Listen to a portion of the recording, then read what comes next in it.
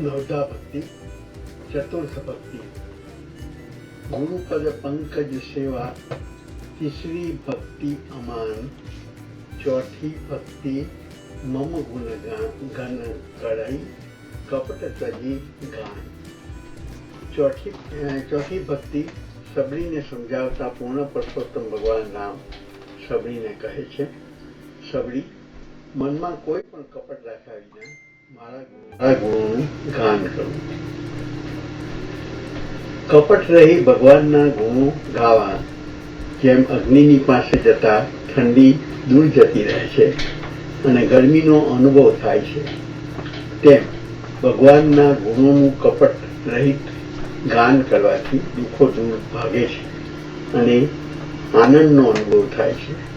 भगवान सख्य भावमां भक्तनी भक्तिथी प्रस्तुत थाय छे, दुख दूर भागी जाय छे अने कदाच दूर न थया होय तो तेने सहन करवानी शक्ति वधे छे अने दुखमां पण आनंदनो अनुभव थाय छे।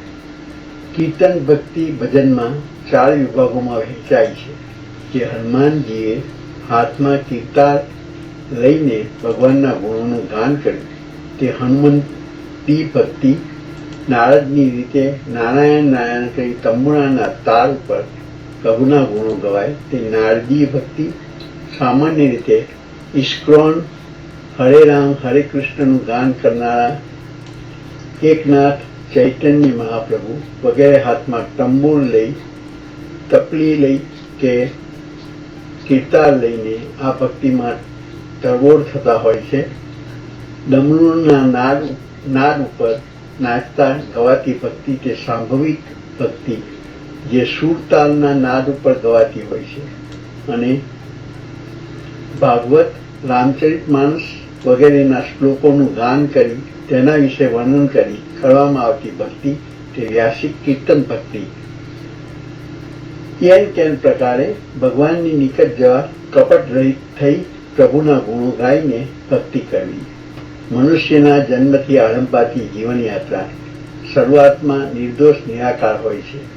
जेम जेम जीवन वधतुं जाय छे तेम तेम माता पिता तथा समाजना वात्सल्यमां सारू नबळुं मनुष्य शीखतो जाय छे अने दुखोनी अवधि वधता कोई महाशक्तिनुं स्मरण थतुं जाय छे। ते कपट रहित होय तो अंतकाल पहला प्रभुनी प्राप्ति थाय। पहला स्मरण अने पछी समाधिनी अवस्था आवे, जेमां भक्त भगवाननो बनी जाय। संसारथी मन छूटी जाय, आ छे भक्तिनुं परिपक्व फळ। प्राचीन काळमां भक्त कवि नरसिंह अने मीराबाईनी निष्काम भक्तिमां कृष्ण भगवानना गुणो गाता गाता भगवाननी प्राप्ति थयाना दाखला छे। नरसिंह मेहताना ते काळमां पण समाज सामे પડકાર रूपमां भजनो छे। मीराबाईए पण पोताना राणाना राज त्याजीने कृष्ण भक्तिमां जीवन पूरुं कर्युं। ते समयना तेओ क्रांतिकारी कविओ हता।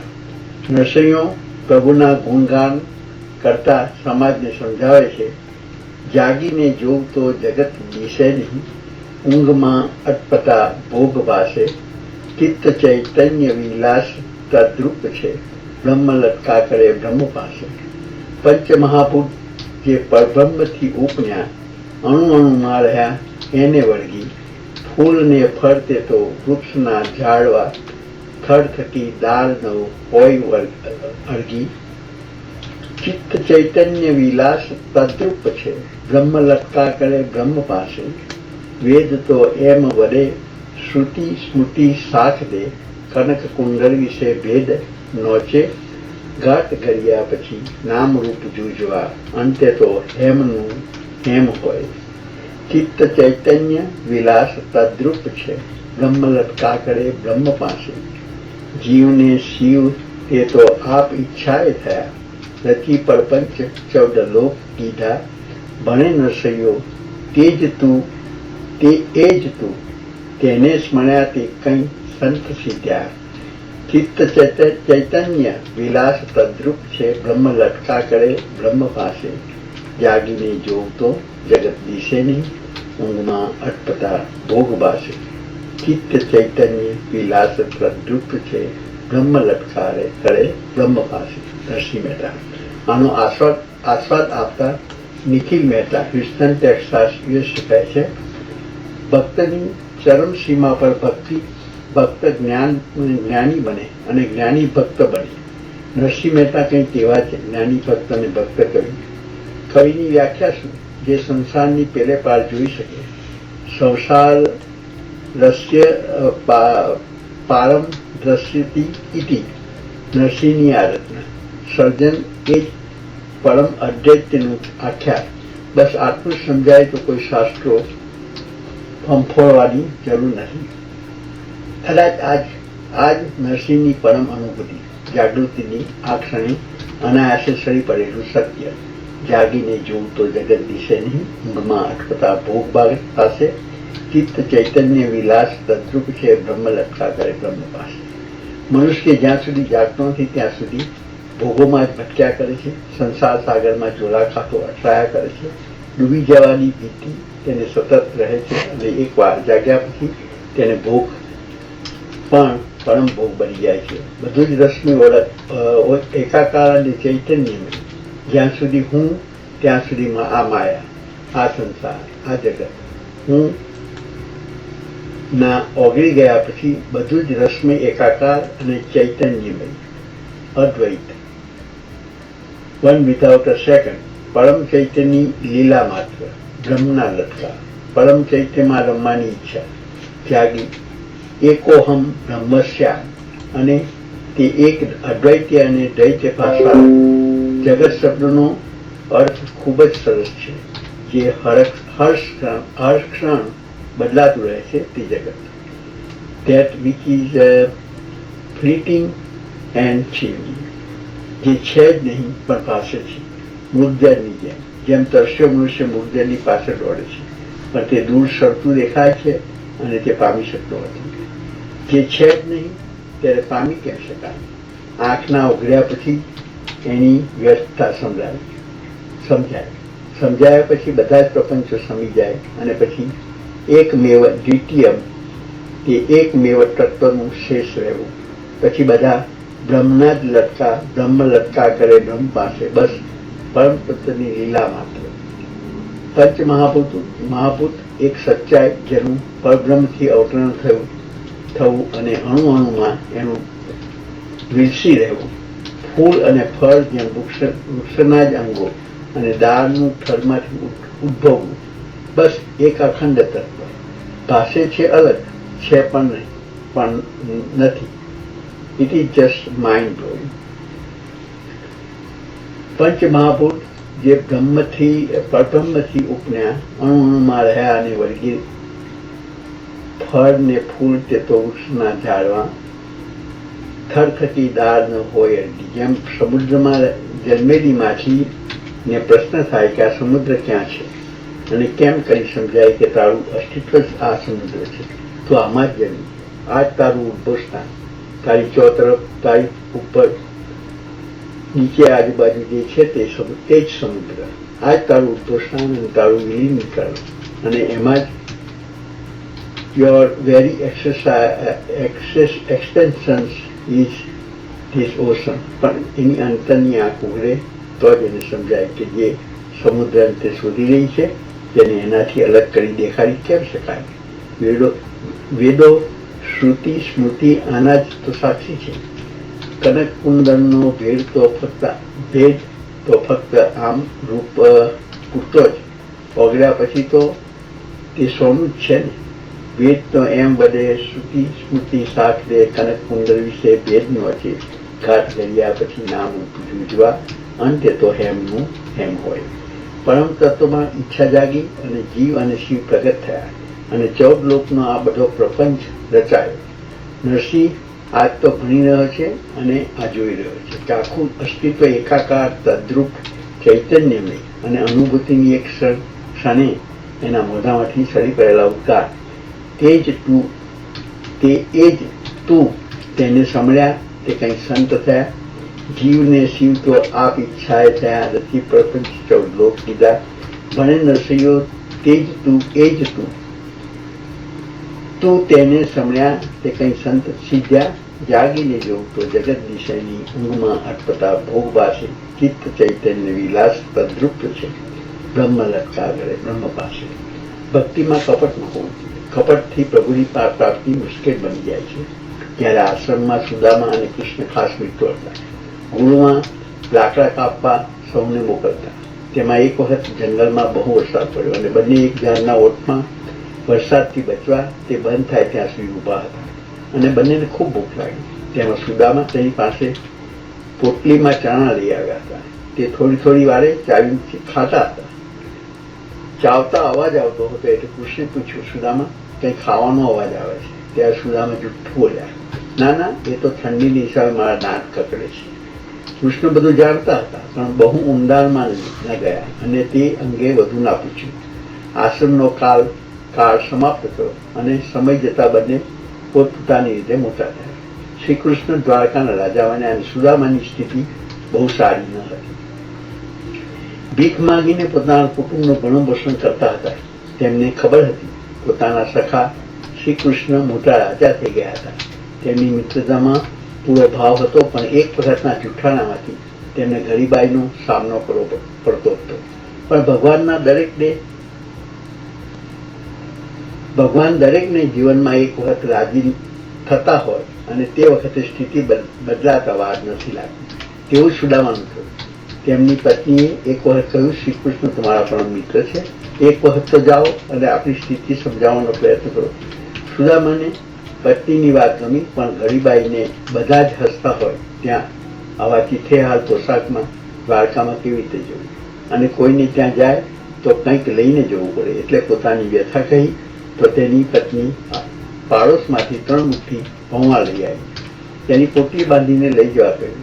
સુદામા ગભરાતા આવતી મુશ્કેલી માથે લઈ દ્વારકા પહોંચ્યા. પગમાં પગરખા નહોતા એટલે કાંકરાથી ઈજા પામ્યા હતા અને દરવાજા ઉપર ઉભેલા દરવારને કહ્યું, ભાઈ, મારે શ્રી કૃષ્ણને મળવું છે. પેલો અચરજથી હસ્યો અને કહ્યું, તારે કૃષ્ણને મળવું છે? હા ભાઈ, હું તેમનો બચપનનો મિત્ર છું.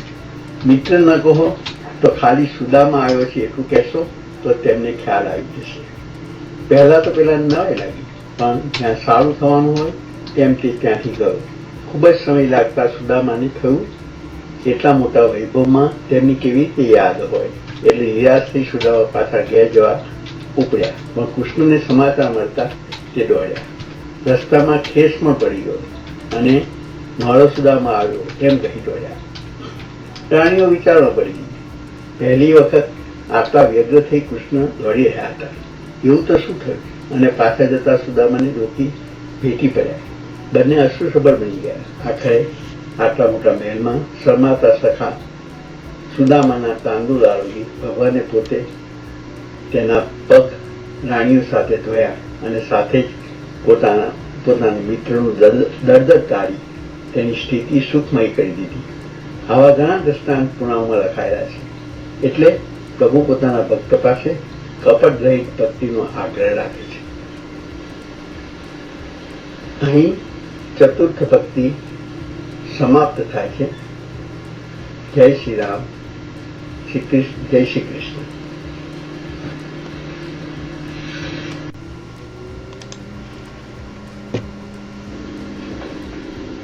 નવધા ભક્તિ, પંચમ ભક્તિ.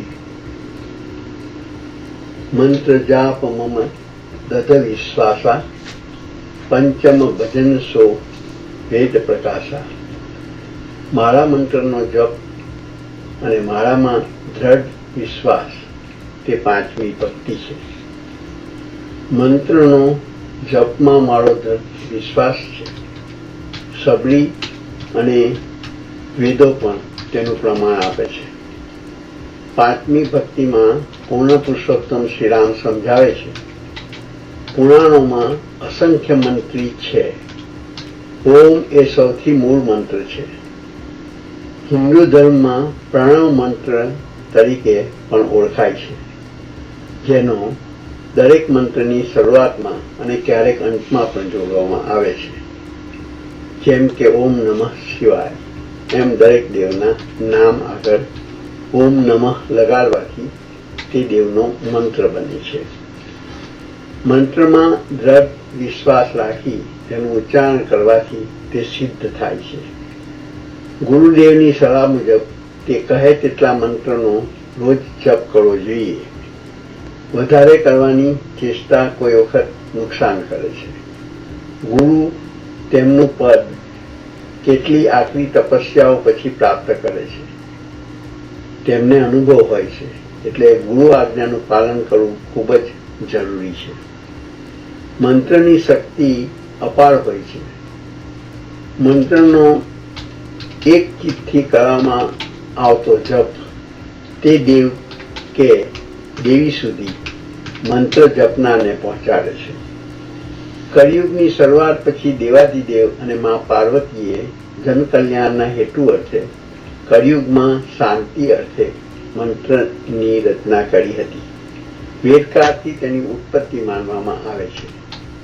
દરેક મંત્રનું રટણ જીવને શાંતિ અર્પે છે અને શરીરના જે 7 ચક્રો છે તેમાં મદદ કરી તેને ખોલે છે, જેથી વ્યાધિમુક્ત શરીરવાળું જીવન જીવ મુક્તિને પ્રાપ્ત કરે છે. મંત્રના કેટલાક સ્વરૂપો છે.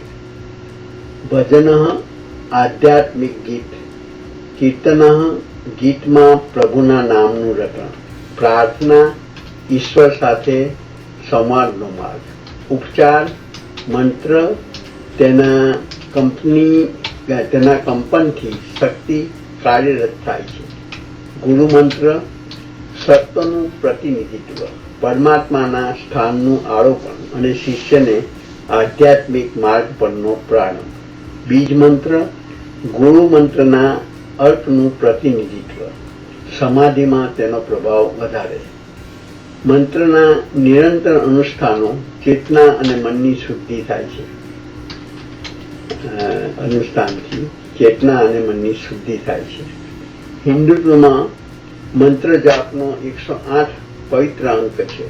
તેથી માળામાં 108 મણકા તથા એક મેળું અથવા ગુરુ મણકો હોય છે. કેટલાક મંત્રો: ઓમ નમઃ શિવાય, શિવજીને નમસ્કાર. ઓમ નમો નારાયણ અથવા ઓમ નમો ભગવતે વાસુદેવાય, ભગવાન વિષ્ણુને નમસ્કાર. ઓમ શ્રી ગણેશાય નમઃ, ઓમ અને શ્રી ગણપતિજીને નમસ્કાર. ઓમ શ્રી દત્તાત્રેયાય નમઃ, ઓમ અને શ્રી દત્તાત્રેયને નમસ્કાર. ગાયત્રી મંત્ર, શાંતિ મંત્ર. ઓમ એ મૌલિક મંત્રો છે. વિશ્વના તમામ તત્વો અને ઉર્જાઓ મંત્રથી પ્રભાવિત કરી શકાય છે. મહાભારતના યુદ્ધમાં જ્યારે ભીષ્મ પિતામહ અર્જુનનો વધ કરવાનું વચન દુર્યોધનને આપે છે, ત્યારે તેની પૂરેપૂરી શક્યતા શ્રી કૃષ્ણ જુએ છે અને ઉપાયમાં જ્યારે યુદ્ધ વિરામનો સમય હોય છે ત્યારે રાત્રે 1 વાગ્યે દ્રૌપદીને 16 શૃંગાર રચવા કહે છે અને સમજાવે છે. પ્રહર પહેલા પૂજ્ય પિતામહને આશીર્વાદ માટે મળવું જરૂરી છે અને પોતાની ઓળખ શ્રી કૃષ્ણ દ્રૌપદીને તેના નોકર તરીકે આપવાનું કહે છે. ત્યારે દ્રૌપદી કહે છે, એવું મારાથી કેવી રીતે કહેવાય? ત્યારે શ્રી કૃષ્ણ કહે છે, બેન, હું અર્જુનનો સારથી છું, એટલે નોકર જ કહેવા. અને અંતે દ્રૌપદીને મનાવી તેઓ ભીષ્મ પિતામહની છાવણી તરફ જવા નીકળી પડે છે. બધા આરામ કરતા હોય છે, પણ યુદ્ધનો સમય અને દુશ્મન છાવણીમાં જવું એક ભયાનક કામ હતું, પણ અગત્યનું હતું. ન જાય તો અર્જુનનું મૃત્યુ નક્કી હતું. તે વખતે છાવણીમાં રસ્તામાં આવતા દરેક યોદ્ધાઓને તાંત્રિક મંત્રનો ઉપયોગ કરી બેસૂટ કરી દીધા અને તેમ પિતામહના પડાવ સુધી પહોંચી ગયા.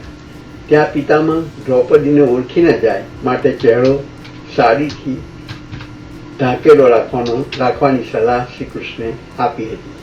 તેમ દ્રૌપદીએ પિતામહના પડાવમાં પ્રવેશ કરી તેમના પગમાં પડી એટલે તરત પિતામહે આશીર્વાદ આપી દીધા, સૌભાગ્યવતી ભવ, અને પૂછ્યું, આટલી રાત્રે એકલી સ્ત્રી તું કોણ છે?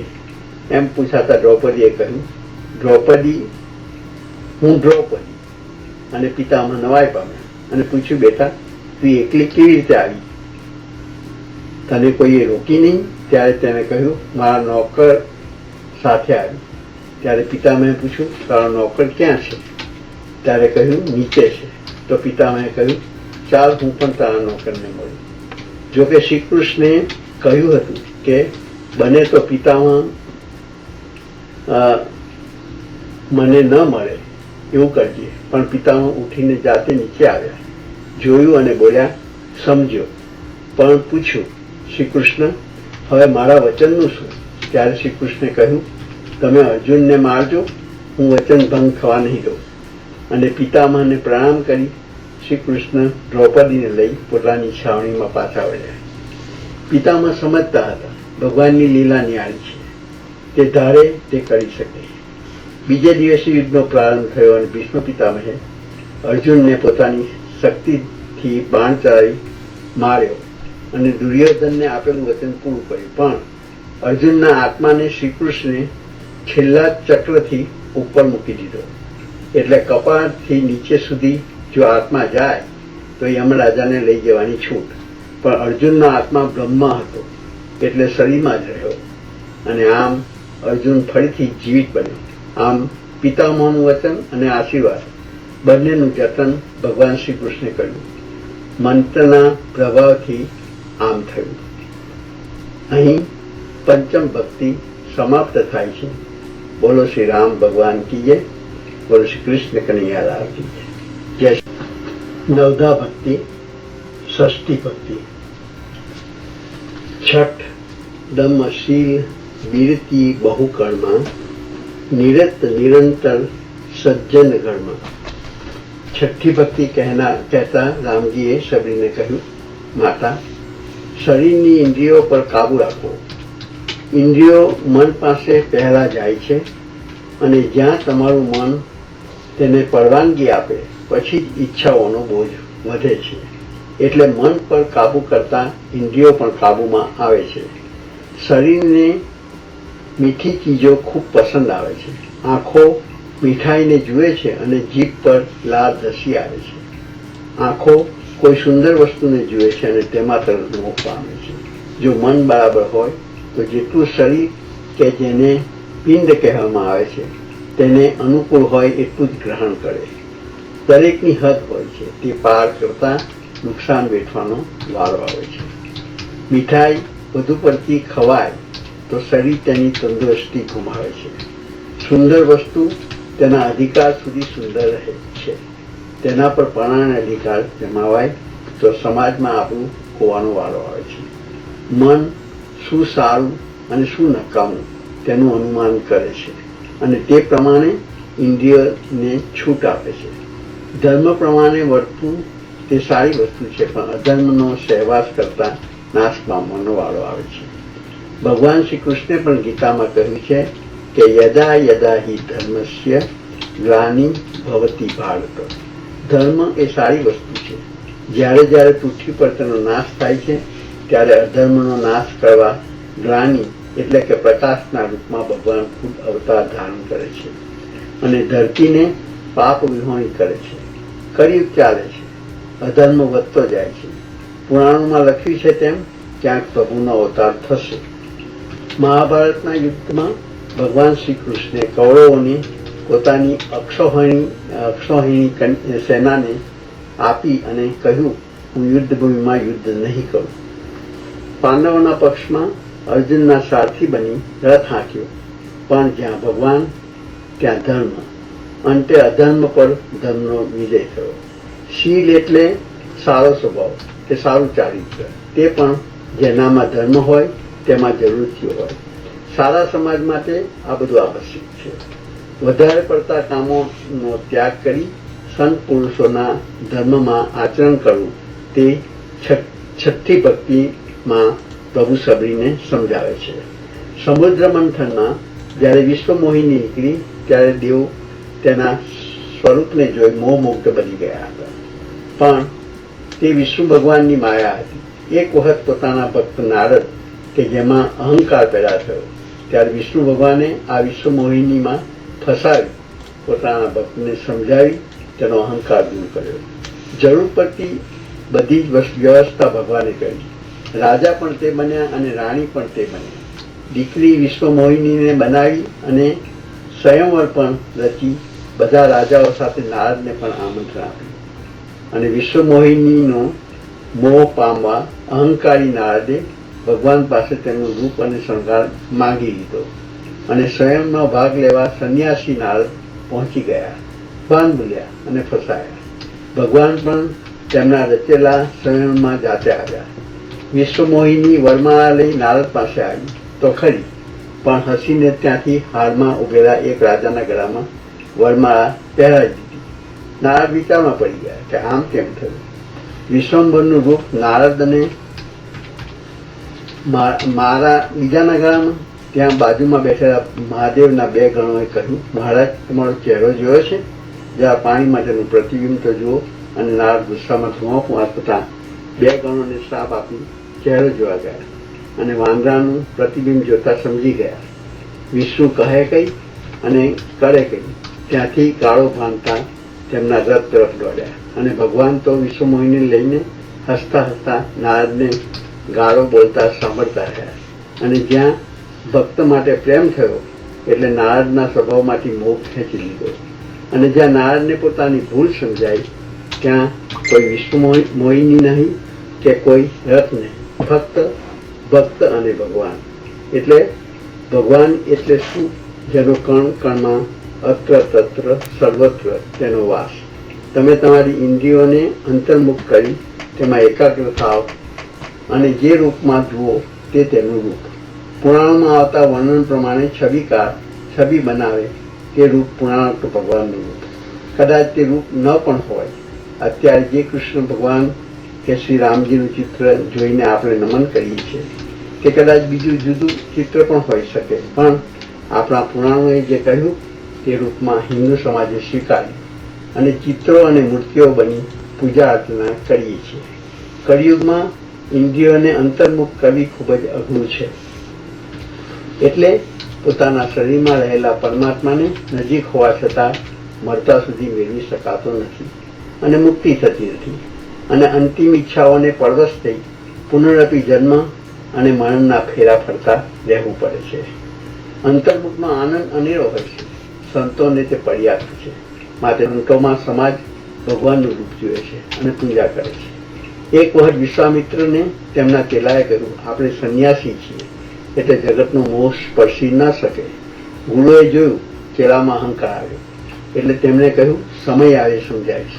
સમય પસાર થયો. વરસાદની ઋતુ આવે એટલે જંગલમાં રહેતા ઋષિઓની કુટીરમાં લાકડા ફાડીને ચેલાઓ દ્વારા ભેગા કરવામાં આવે. તે એક શિષ્યની રોજની પ્રવૃત્તિનો એક ભાગ, જેથી આગ પ્રગટાવી ઠંડીથી બચી શકાય. તેમ માઘ માસમાં વિશ્વામિત્રના કુટીરમાં પણ અગ્નિ પ્રજ્વલિત હતો.